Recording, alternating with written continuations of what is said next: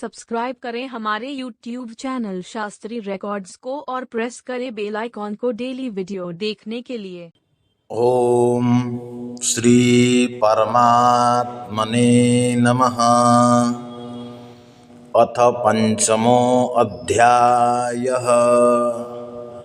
अर्जुन उवाच संन्यासं कर्मणां कृष्ण पुनर्योगं च संससि यच्छ्रेय एतयोरेकं तन्मे ब्रूहि सुनिश्चितम्। श्री भगवानुवाच संन्यासः कर्मयोगश्च निःश्रेयसकरावुभौ तयोस्तु कर्मसन्न्यासात् कर्मयोगो विशिष्यते।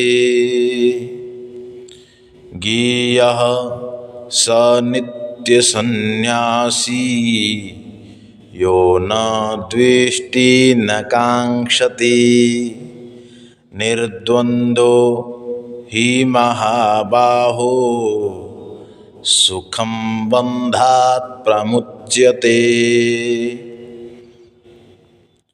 सांख्ययोगौ पृथक् बाला प्रवदन्ति न पण्डिताः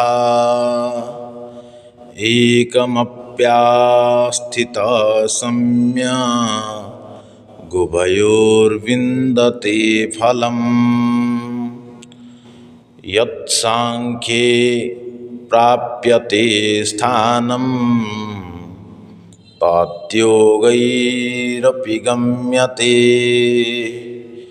एकं साङ्ख्यं च योगं च यः पश्यति स पश्यति।